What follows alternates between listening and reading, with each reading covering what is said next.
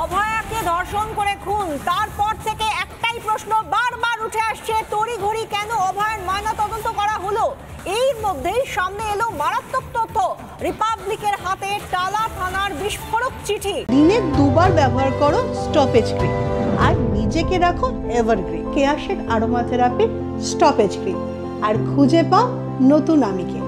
টালা থানার চিঠির ভিত্তিতেই তড়িঘড়ি ময়নাতদন্ত, বিশেষ কারণে ময়নাতদন্ত এখনই হোক, চিঠি লিখেছিলেন টালা থানার এসআই। কি সেই বিশেষ কারণ? প্রমাণ লোপাটি কি সেই বিশেষ কারণ যার জন্য তড়িঘড়ি ময়নাতদন্তের জন্য বলা হচ্ছে? প্রমাণ লোপাটি কি তার উদ্দেশ্য? সূর্যাস্তের পর ময়নাতদন্ত করতে চাপ কেন দিল পুলিশ? এসআই এর কথায় বেআইনি পথেই হাঁটেন কি অপূর্ব বিশ্বাস? এই নিয়ে আরো বিস্তারিত জানবো। আমাদের সঙ্গে রয়েছেন আমাদের প্রতিনিধি ভজন গঙ্গোপাধ্যায়। ভজন, জানতে চাইবো এই যে পুলিশের এত তৎপরতা পোস্টমর্টমের জন্য, ময়নাতদন্তের জন্য, ঠিক কি কারণে? বিশাখা, যে বিষয়টা উঠে আসছে সেটা হচ্ছে যে বারবার যে কথাটা বলা হয়েছে, যে অভিযোগ উঠেছে, বারবার উঠেছে, একাধিকবার উঠেছে, যে এত তড়িঘড়ি পোস্টমর্টম করে দেওয়ার কারণটা, তার এক নম্বর কারণ যেটা দেখানো হচ্ছে যে প্রমাণ লোপাট করে দেওয়া। তার কারণ হচ্ছে দেহ যদি দাহ হয়ে যায় তাহলে আর দেহের পরবর্তীকালে আর কোনো পোস্টমর্টম করা যাবে না, এক নম্বর। দ্বিতীয় কারণ হচ্ছে যে যদি যতক্ষণ দেহ হাসপাতালের মধ্যে থাকবে ততক্ষণ ওখানে একটা ক্যাওটিক সিচুয়েশন হয়ে থাকবে, যেটা একটা স্বাভাবিকভাবে যেটা হবে যে একটা আনন্যাচারাল, একটা অ্যাবনর্মাল সিচুয়েশন তৈরি হবে। এই যে দুটো প্রধান কারণ, তার মধ্যে সবথেকে গুরুত্বপূর্ণ কারণ হচ্ছে যে দেহ দাহ করে দিলে আর প্রমাণ থাকবে। এইটার জন্যই কিন্তু তৎপর হয়েছিল, বারবার তৎপরতা দেখিয়েছে। কিন্তু এটা একদিক দিয়ে যেমন হাসপাতাল কর্তৃপক্ষ দেখিয়েছে, অন্য দিক দিয়ে দেখিয়েছে হচ্ছে কলকাতা পুলিশ।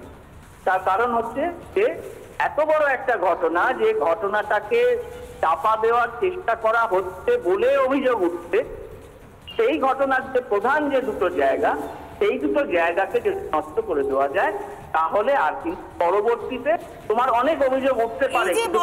তুমি এই কথাগুলো যে বলছো সম্ভাব্য কারণ, তার মধ্যেই এই বিস্ফোরক চিঠি রিপাবলিকের হাতে।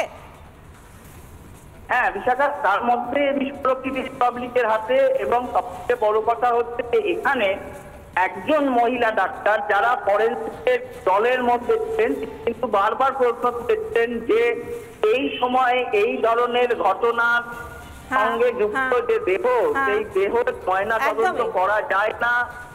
তার মধ্যেও এই পুলিশি তৎপরতা সামনে আসে, আর সামনে আসে এই চিঠি। ধন্যবাদ ভজন। আমরা কথা বলছিলাম, আমাদের প্রতিনিধি ভজন গঙ্গোপাধ্যায় ছিলেন আমাদের সঙ্গে।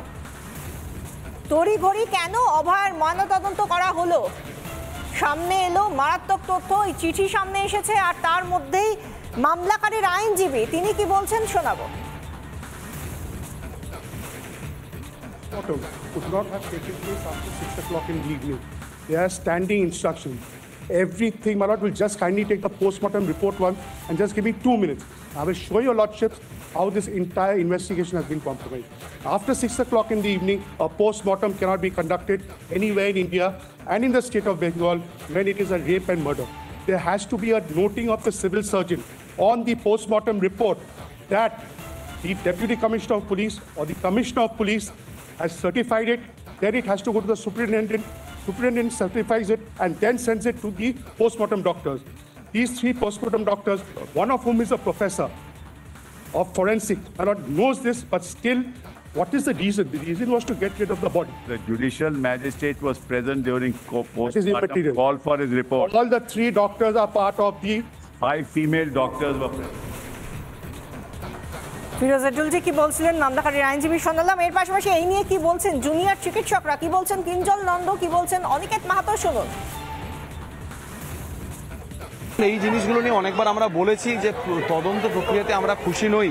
যেভাবে তদন্ত প্রক্রিয়া চলেছে তাতে একটা অদ্ভুত ট্রান্সপারেন্সির অভাব আমরা লক্ষ্য করেছি সময়, এবং সেই দিক থেকেই আমরা সিভির পদত্যাগ দাবি করেছি, এবং সেই দাবিতে আমরা অনড় আছি। আজকে স্বাস্থ্য ভবন অভিযানে কিন্তু সেটাও আমাদের একটা দাবির মধ্যে আছে, যে সিভির যে পদত্যাগ আমরা দাবি করেছিলাম সেইটা এখনো কেন মানা হয়নি।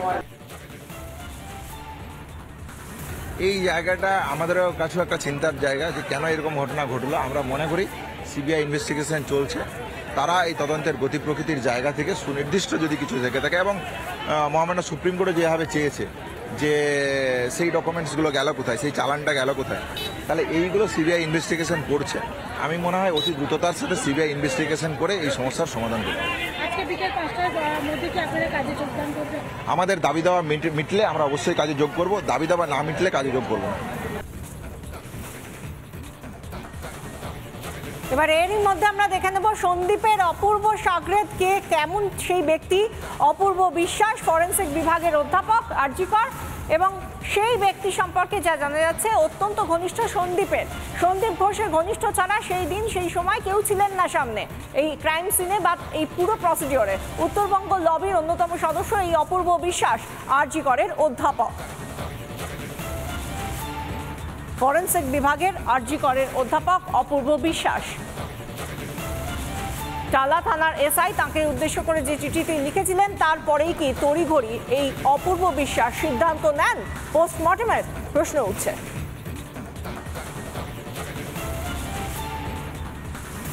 আরজিকরের অধ্যাপক, ফরেন্সিক বিভাগের অধ্যাপক অপূর্ব বিশ্বাস।